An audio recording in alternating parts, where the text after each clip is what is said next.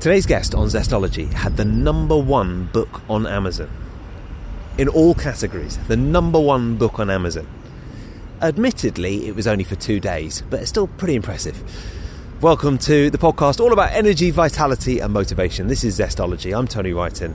My guest today is Dr. Dale Bredesen, a man who's been on my radar for quite some time. Up until fairly recently, Alzheimer's was seen as something for which there's no cure, no particularly effective medicine or treatment, and Dr. Dale Bredesen, with his treatment of Alzheimer's patients, has changed all that. He talks about how food is critical to brain function, and he talks, key, about this ApoE4 gene, which might just sound like mumbo jumbo to you, but essentially you can get your genes tested these days, and you can find out whether you've got certain genes that predispose you to various illnesses. One is called the Alzheimer's gene, ApoE4, which sounds bad, doesn't it? And I must confess, when I first found out that I had the Alzheimer's gene, I was hardly happy about it, as you wouldn't be. You can either have one or two versions of this gene. You obviously have two versions if both your mother and your father pass it on, and you have one if either your mother or your father passes it on. So I have one version of the ApoE4 gene. And what is so brilliant about Dr. Dale Bredesen, as you'll hear, is it's not a death sentence. It's not like you're definitely going to get Alzheimer's. In fact, you can not only reverse signs and markers of Alzheimer's if you have already got it, you can also reverse your chances of getting it as well. There's loads in here apart from Alzheimer's in terms of living a healthy life, healthy diet, healthy lifestyle as well. But I just think it's so interesting that our model of how to treat neurological diseases is now, it's not what's going on in the brain, it's what's going on in the stomach. And that is what's so fascinating to me. As I say, I'm a carrier of this gene that makes Alzheimer's more likely, and it's just one of the many reasons to interview Dr. Dale. But if you haven't done that testing, I recommend it, and we'll talk a little bit more about the testing. It's 23andMe, or you can find other testers as well, but 23andMe.com, and you can get this testing, and you can find out if you've got the ApoE4 gene, and if you have, you can make some little changes that you'll hear about to not only make it less likely than you'll get disease than anyone else in the population. So I think that's the kind of really positive message. He says in the book that virtually no one in the future should have to die from Alzheimer's. Incredible claim, isn't it? It's a big claim as well. So let's speak to Dr. Dale Bredesen. Here he is.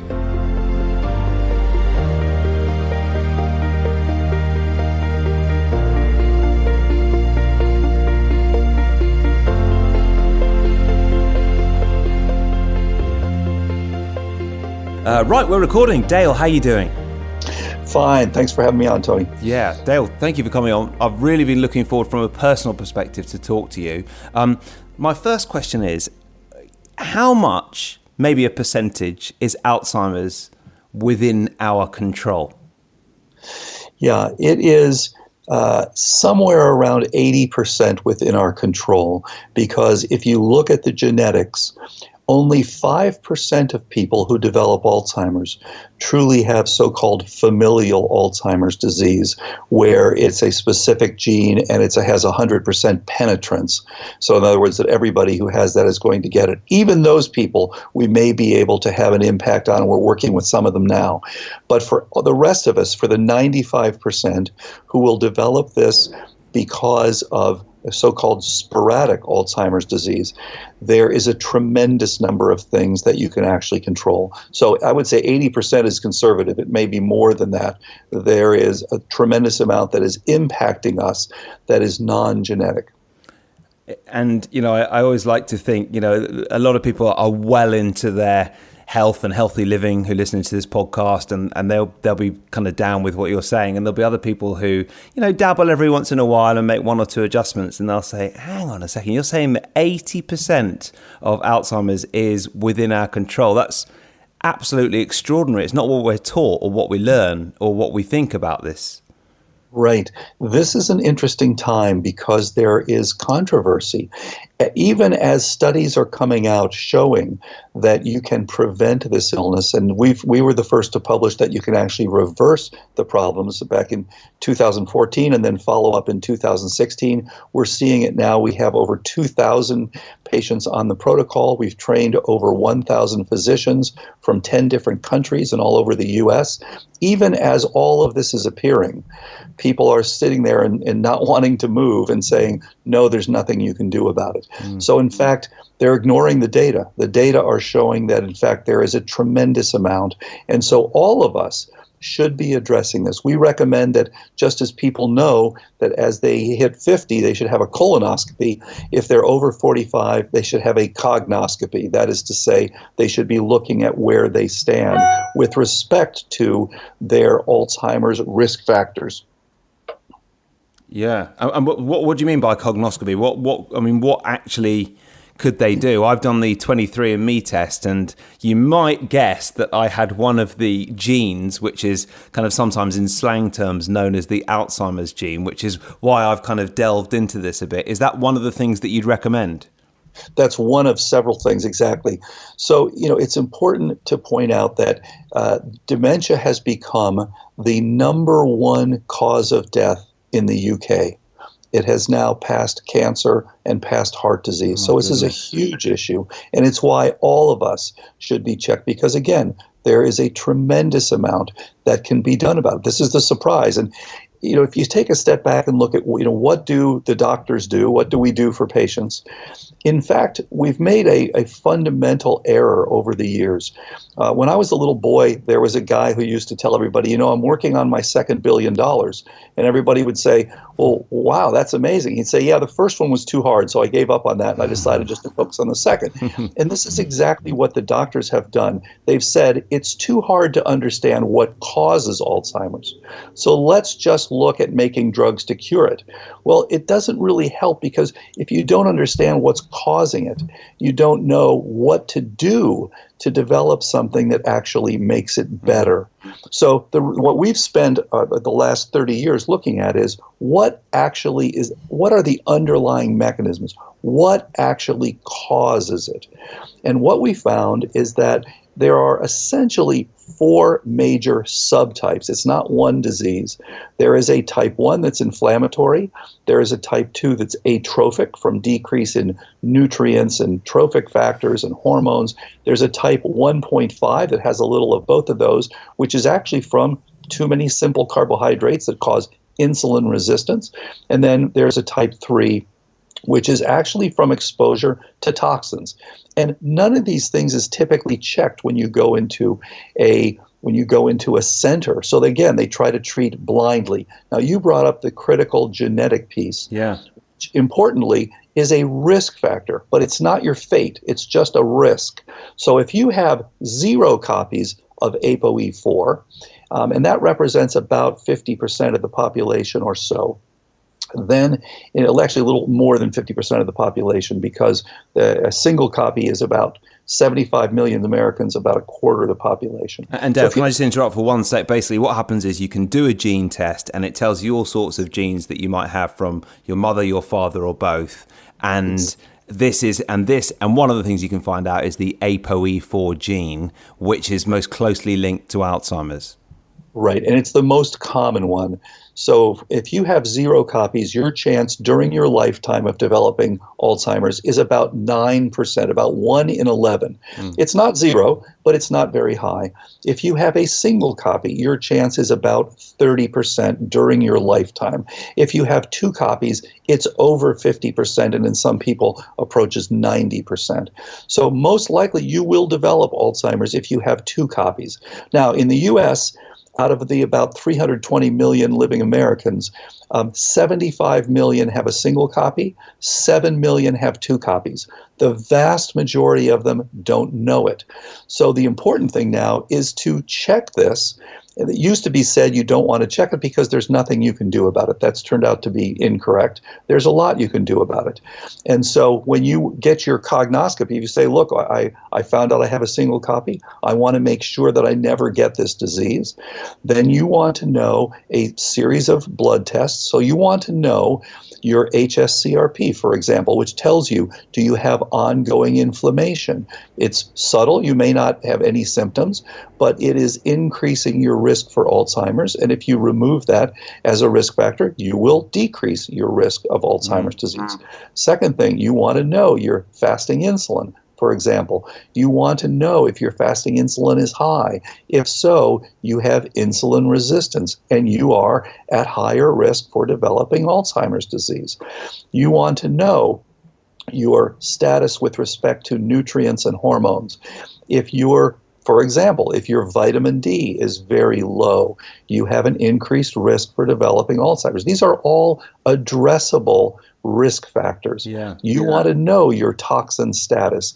If you are exposed to biotoxins such as mycotoxins, and I go into this in the book that's come out a few months ago, if you are exposed to mycotoxins, you are at increased risk for Alzheimer's, and you can remove that exposure and reduce your risk. If you have a high level of exposure to mercury, again, you can reduce your risk. So there are many things. These are all included in the blood tests of the cognoscopy. And then the other piece you want on that is a simple online assessment. You can get this very inexpensively, often for $0. You can either do a MOCA test, or there are other ones, things like CNS vital signs and a number of others, where you can do a fairly quick online cognitive assessment.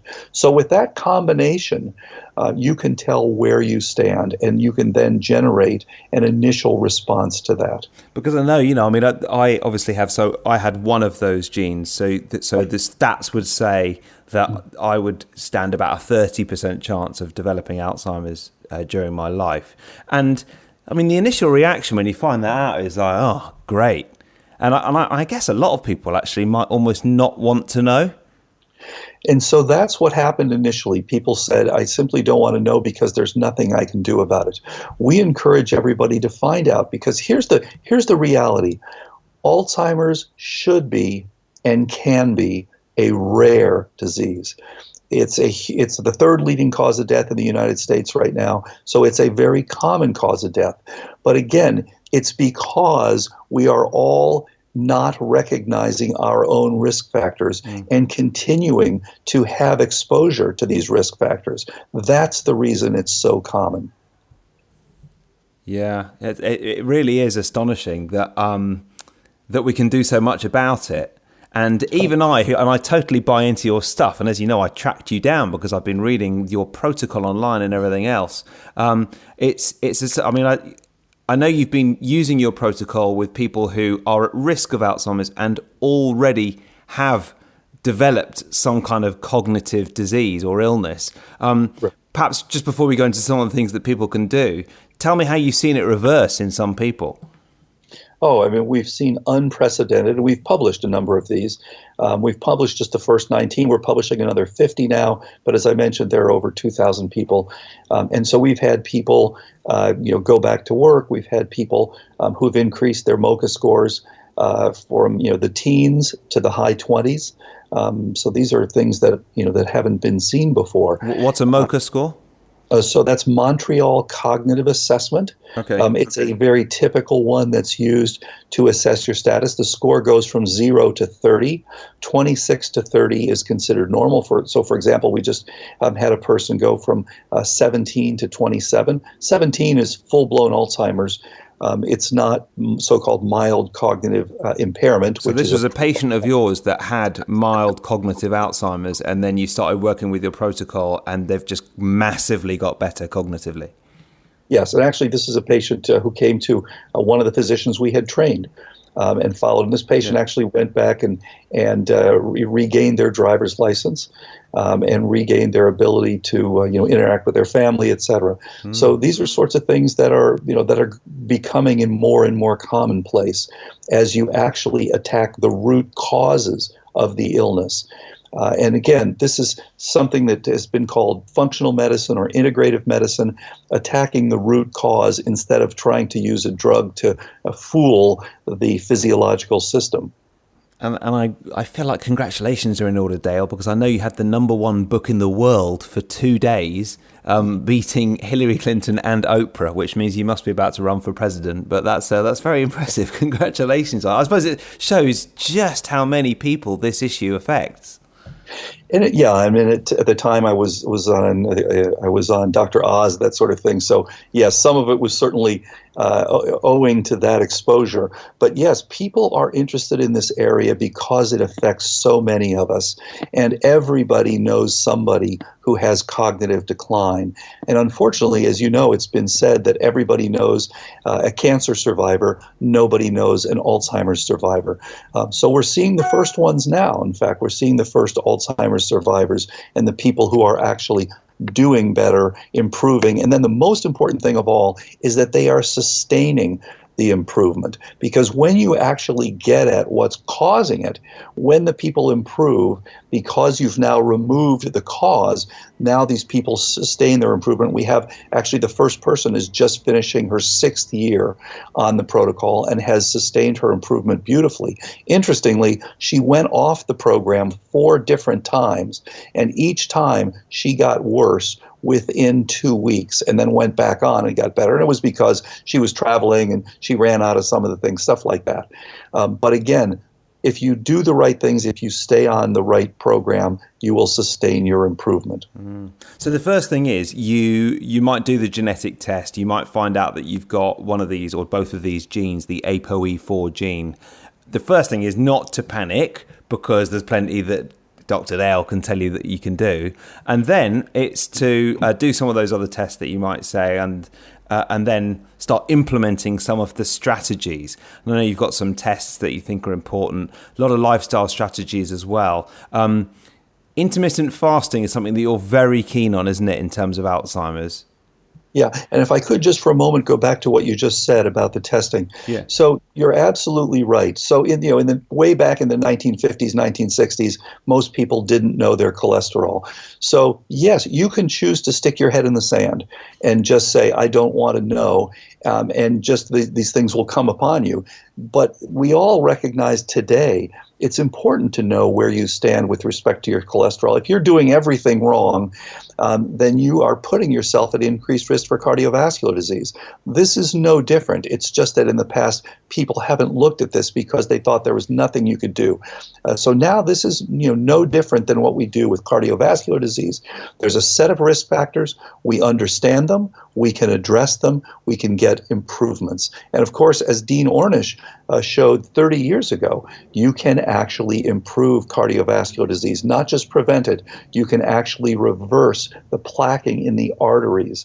And we're showing the same sort of thing where you can improve cognition in people with cognitive decline. So I think that's important for people to understand. We're not trying to invade their privacy. We're simply trying to say, know where you stand, because there is a lot you can do about it. Now that comes back to your point about intermittent fasting. Yes, one of the things here is that you need to have a period where, in fact, you allow your brain to cleanse itself. It actually takes about 12 hours. So if you are ApoE4 negative, which is about 75% of people, then 12 to 14 hours fasting at night is recommended.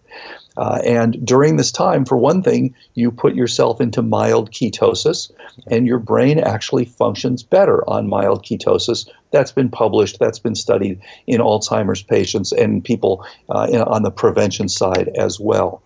And on the other hand, if you are ApoE4 positive, one of the things that ApoE4 grants you is a better ability to absorb fats. So in that case, you want to go for 14 to 16 hours. And by the way, there's a wonderful social networking website with over 3,000 people who are ApoE4 positive, who all share their stories, who all share hints and things that they do that they've found helpful. And actually, over 90% of them are on the protocol or some variation of the protocol that we described.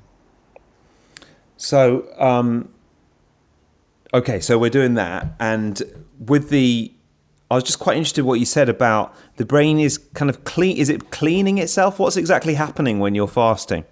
Yeah, so what happens is when you fast, you run lower on the overall supplied energy, and so you induce something called autophagy, which literally means self-eating, but it is your cells time off to now begin to recycle components. So, for example, the mitochondria that have run down in their energy production are literally chewed up and recycled. You're literally chewing up and destroying damaged proteins and damaged lipids. So it's a time of repair. And if you eat right up until bedtime and then you eat a few hours later, you are reducing your body's ability to cleanse the brain during that time. The other thing is when you're sleeping at night, there is literally although it's relatively modest, but there's literally a change in the architecture of your brain and essentially a sweeping out between the cells. So there are some very, very important things that happen at night, including the fasting, including the autophagy, and by the way, sleeping, huge issue. About 70% of people who turn out to have sleep apnea are not diagnosed with sleep apnea, so that people don't realize. So if you have any cognitive decline, or if you're at risk for cognitive decline, you need to know whether you have sleep apnea. Literally, you need to know whether you are desaturating with your oxygenation at night, because that is an addressable thing, and that is one of the important contributors to cognitive decline. How do you find that out? So there are a couple ways you can do it. The best way is just to consult your physician and say that you want to be checked for sleep apnea. There is a sleep test that can be done. It's easier and easier to do those. The other thing you can do is simply, and a lot of physicians will do this, they simply have an oximeter that they can literally loan out overnight, and so that you can check your oximetry and see if you are desaturating, see if you are decreasing in your oxygenation while you are sleeping. And for example, one of the people that we interacted with who had symptoms was having 260 on average desaturation events per night. And so just fixing that, which you can do with things like CPAP and HEPA filters and things like that, again, things very addressable, improved markedly. So these are things that are important to know. I've just Googled CPAP. It looks like you're basically sleeping with a massive mask on you. I mean, it doesn't look very comfortable, Dr. Dale, but I suppose if it's helping our health, then it's definitely worth it. Well, you can get away without a CPAP. So for many people, just having a little dental, like what you'd wear when you're playing basketball, for example, can often be helpful enough so that you don't need the CPAP. The CPAP are for the ones that are more significant.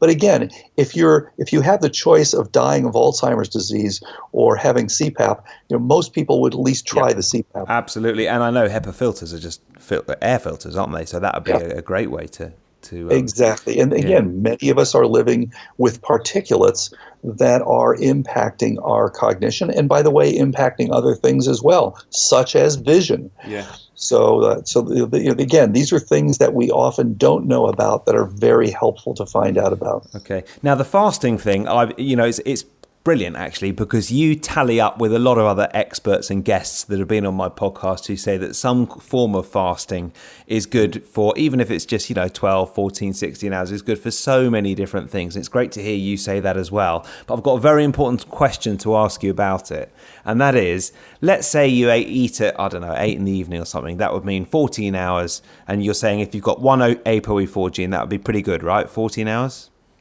Yeah, 14 hours. 14. It's fine. So it'd be like 10 the next day. Is black coffee allowed before the 14-hour window is over? Yes, it is, because it doesn't add calories. You don't want to fill it with sugar and cream, obviously, but black coffee, fine. And it's important since we're talking about fasting. Yeah, exactly. Yeah. Black coffee, good stuff. Yeah. Now, important caveat here. If you have a BMI less than 20, so these are thin people, And we can easily, obviously, calculate your BMI. Just it's 703 times your weight in pounds divided by your height in inches squared. So just height in inches and then divide it again by the height in inches. And if your BMI, you want to be in the 18 to 25 range. When you're over 25, when you're heading for obesity, you are increasing your risk for Alzheimer's. But when you're under 20, although that is still normal, you may have a little more difficulty at the beginning with fasting, because when everybody else is generating their ketones, these ketone bodies come from your fat. Yeah. If you're less than 20, you may not have the fat that's required to generate that. So be careful. You want to then cycle once or twice per week and add some complex carbohydrates, things like sweet potatoes. You don't want to be adding sugar. Sugar is definitely a dementagen, unfortunately. We talk about carcinogens. People don't talk to us enough about dementagens. And there are a lot of them out there, and things like sugar. And we talked earlier about mycotoxins and things like that, particulates and all these sorts of things. These are all dementagens because they do contribute to cognitive decline and to your risk for cognitive decline. So be careful if you're under 20. Make sure to get some MCT oil. This is the stuff you can put in your coffee, for example, that's got some lipid in it. Some people like coconut oil, obviously. Could you put the MCT oil in your coffee before the fasting window? No, because that would be some kind of nutrition. Yeah, exactly, because it's giving you calories. Yeah, and presumably supplements, no, because that's in some way your metabolism is having to deal with it. Well, now the supplements, if they are things that are non-caloric, that's fine. You couldn't, for example, take omega-3s because that's providing calories. But you could take other things, if you're taking zinc, if you're taking B12, things like that aren't providing calories. Oh, that's so those great. are fine. And so there wouldn't be a problem that it wouldn't kind of in any way affect a fast if you take supplements outside. Exactly. Just the ones that are caloric, like the omega-3s that you'd want to avoid. But for example, the people that have done the most work, Greg Cole and Sally Frauci at UCLA, two professors who've done a tremendous amount of work on curcumin and turmeric, and showing the fact that it binds to amyloid beta and helps to reduce that level, have shown that in fact it's best absorbed on an empty stomach. You can also take it with some good fats, but you can get good absorption on an empty stomach as well. Right, because I started taking L-arginine and L-ornithine in the evening, and I have to say it's brilliant for quite a few things, including sleep.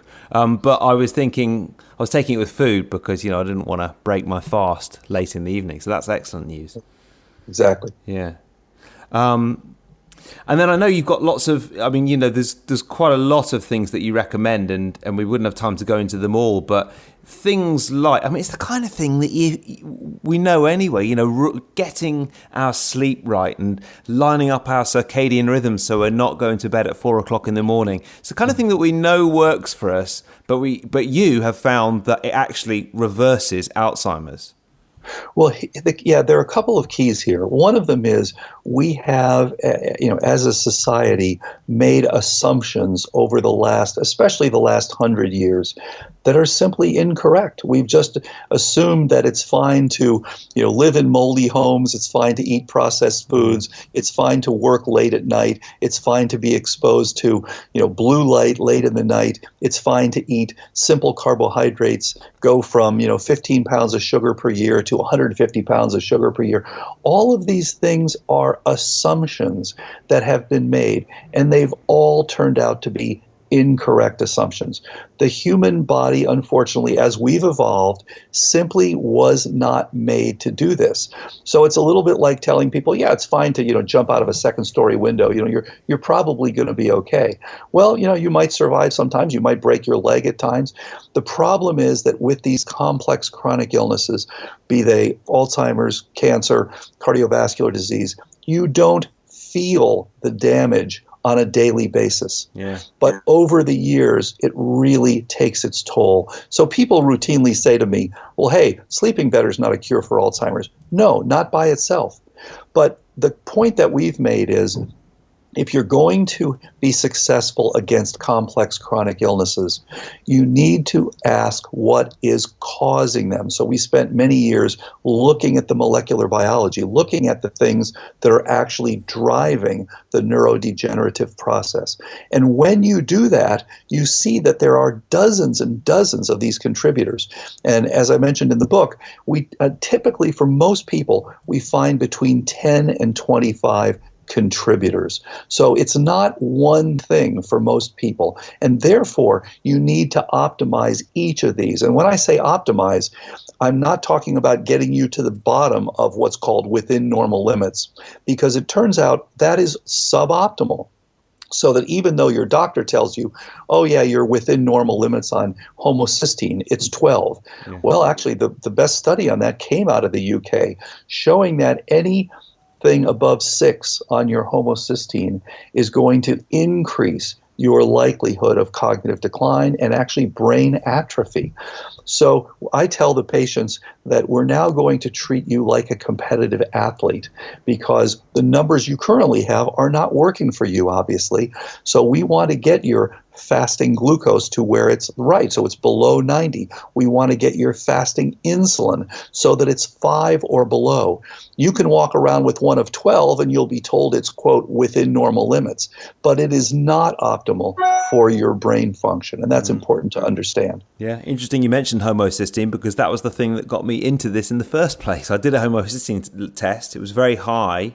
Yeah. And my practitioner was like, yeah, you might want to do a 23andMe test. And then it all came out from that. And I'm still working to get it down, actually. It's not been a particularly straightforward process, but that is clearly one of the things that is important to keep an eye on, isn't it?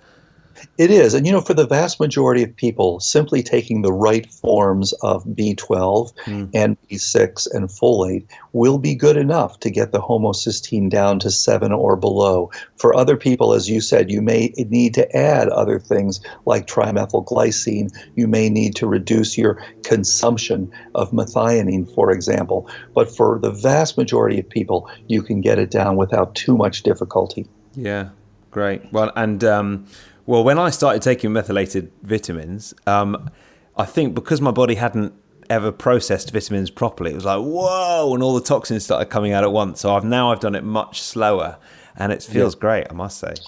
It's a really good point. In fact, so many people have toxic exposures. And again, we're living in a sea of toxins that is very different than the lower level of toxins that were around 100 years ago. So we are successfully fighting these most of the time, but over the time it takes a toll. And one of the things that we've seen repeatedly is that as the toxins are sequestered, one of the ways you sequester them is in your bones. Things like mercury enter your bones, and for years you don't have to deal with them because of that. Then as women, for example, approach menopause, they now start, as you know, making less bone, starting to release some of what is within the bones. And so they are then at risk for cognitive decline at the time, in part because of the release of these sequestered toxins. And we see many, many women presenting at the time of menopause with cognitive decline. What about, I've got a list of a few other things I wanted to ask you about. Melatonin, what do you think about that in terms of helping people sleep? Yeah, very helpful for a number of reasons. And as you probably know, melatonin actually has had as a monotherapy, people have gone after these, monotherapies, these single therapies for years for Alzheimer's, right, without much success, because again, it's not a single cause problem. But melatonin has been tried. It has a modest effect by itself. But again, as an overall program, we do produce less melatonin as we age. So it is a very physiological molecule. It's something that is produced by your brain. And so, yes, for many people, this will decrease. And for example, it does decrease the production of the amyloid. So a lot of people take this. You can take it in small physiological amounts, 1 to 3 milligrams at night. And some people will require a little more. But for many people, it's very helpful. What you'll notice is that you may have more dreaming, and that you may have When you wake up, you may feel more refreshed on awakening. So it's a very common thing for people to take. Do you, by the way, have the ApoE4 gene? Is this what's kind of sparked your interest in this whole area? So actually, I don't. So I'm a 3-3. We did check our whole family, and it turned out to be negative. But again, we looked for other things. Okay, what are other things that are potentially concerning? And for example, HLA-DRDQ, which is involved with how you respond to biotoxins and to specific invaders, specific pathogens. So that's one that's a concern. And another one besides ApoE. So so we checked it, and I don't have it, so that's not what pushed. My interest actually was pushed by the fact that as being interested in the brain, this was the big untreatable, the big common problem that there's been no success in 100 years. So that's why when I started my lab 30 years ago, the whole idea was to see if we could understand the fundamental nature of the neurodegenerative process so that we could fashion the first effective treatments, just as people had begun to understand, what's driving cancer. And now there's much better understanding of that than there was, 30 or 40 years ago. Yeah. Well, your passion for the subject, and it's quite clear that you're seeing such stunning results. I'm very grateful for it, and I've obviously been delving into your stuff over the last few months quite a bit since I found out that I have one of the ApoE4 genes. And there's so much stuff that you recommend, for example, fish oil and magnesium and melatonin and curcumin at times, and perhaps ginger, and lots of other things as well, and lifestyle practices as well. How easy is it for people to put all this stuff into practice? Because there are clearly lots of things that you can do to mitigate your risk of getting Alzheimer's. Absolutely. And let's start with the fact that, what we're talking about here is huge. It's reducing the global burden of dementia. This is a $1 trillion global problem now. And again, the finances don't really begin to tell the story because, as you know, this is a family disruptor. This is a societal disruptor. This is a heartbreak. So as people have said, this is the first time there's been hope for people with cognitive decline or people at risk for cognitive decline. So there's a big payoff here if we do the right things. Having said that, you're absolutely right. People don't even want to take a pill. So, why would they change their diet? Why would they make sure to exercise more? Why would they check to see if they have sleep apnea? So what we recommend to people is to have a health coach. And health coaches, as you know, are becoming more and more a part of practice and a part of health. And these people will typically interact, whether it's online or whether it's in person, will interact once a week or so and help you to get on the right things. And, don't try it all at once. You don't have to make 40 changes in your life at once, but begin to do the first things. What we find is people who are good observers will notice as they change single things. And for example, we're working with one woman who's ApoE4/4, who had actually developed early signs of cognitive decline, had fallen to where she was at the 35th percentile in her cognitive testing. She's now, by the way, at 98th percentile and sustaining that over 5 years.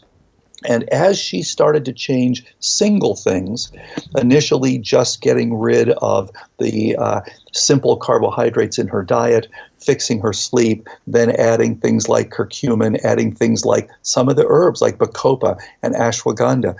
As she starts to change these things, she started to notice improvements, and and these were now well documented in her studies. Now, again, so many of the physicians and scientists will say, oh, this is pseudoscience, we don't believe in this. So, I would argue, okay, check out the patients yourselves, evaluate them, look at the changes, look at the documentation to see that, in fact, this is what's happening. It's important to remember that there's a fundamental difference when you're talking about a disease that's already successfully treatable. If we're talking about a better treatment for pneumococcal pneumonia where you can already use various antibiotics, that's different. But we're talking about something where there is nothing. So when there's something that looks promising, obviously you want to look very carefully at this. And, I mean, it's interesting because I know that there are some supplements that we've all or some areas that we've all heard of, like, vitamin D, for example. And then there's some things that are a little bit more complex. Is Pregnenolone something that comes up with you at all? Yep. Absolutely. And you mentioned vitamin D, very important. Yeah. Again, low vitamin D is associated with increased risk for Alzheimer's.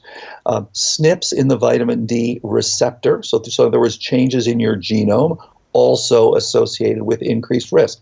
Now, pregnenolone, what happens as you age, again, pregnenolone decreases, and many people are very low in their pregnenolone and don't know it. In fact, pregnenolone, there are actually receptors for pregnenolone in the brain. In addition, pregnenolone is the master steroid. So in other words, it is the parent that gives rise to estradiol, to testosterone, to cortisol, all of those sorts of things.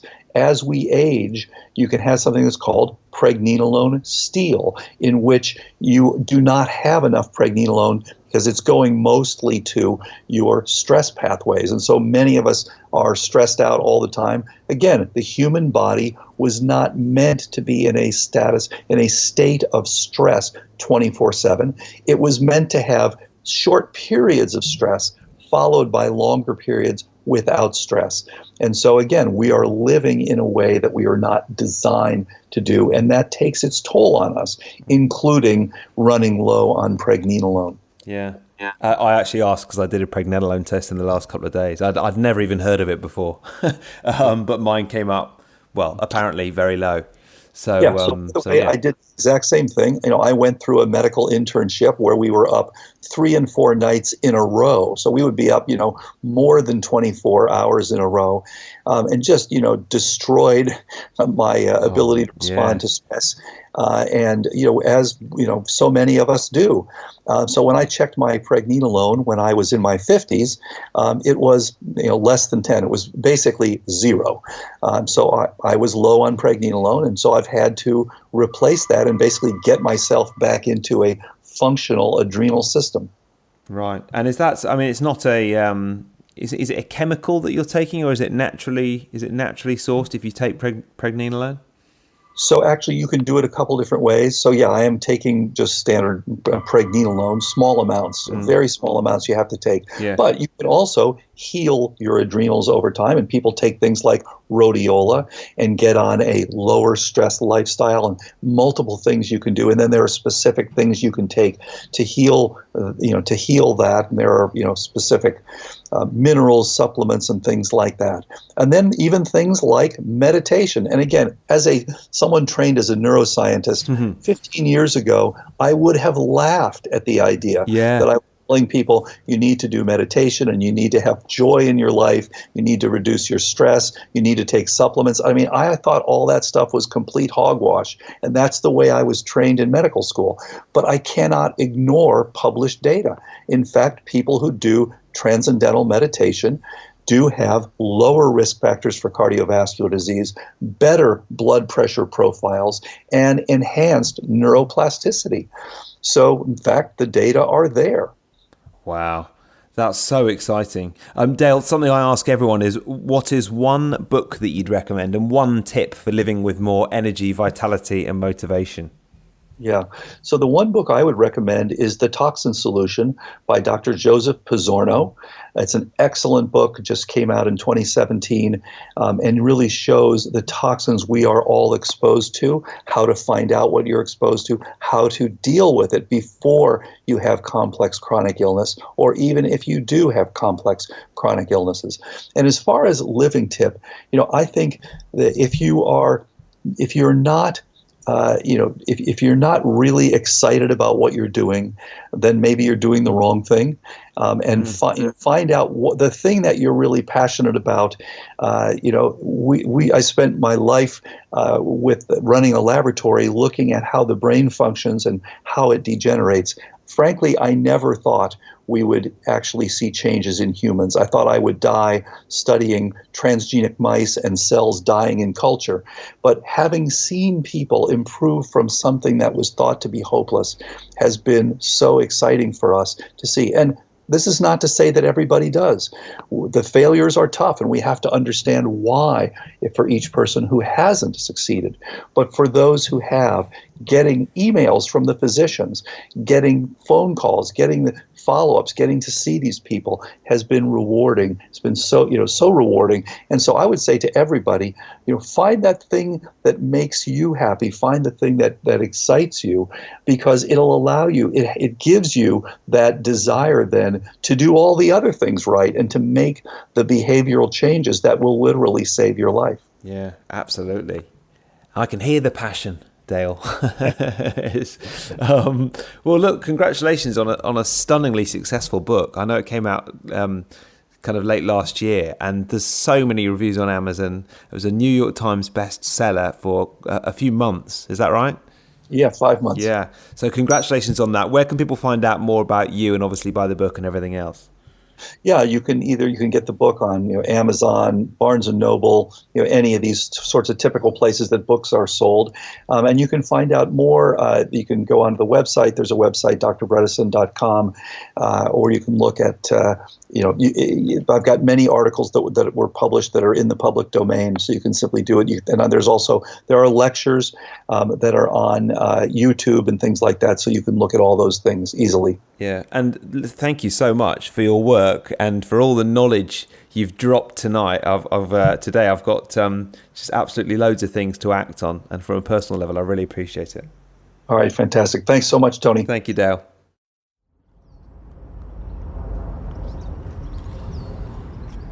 There you go. Thank you again to Dr. Dale. It's kind of daunting, isn't it, putting it all together? There's a lot to think about.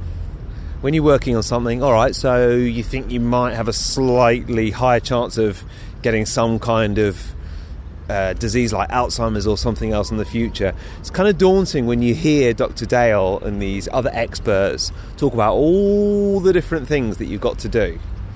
To which I would say, first of all, start slowly, one thing at a time.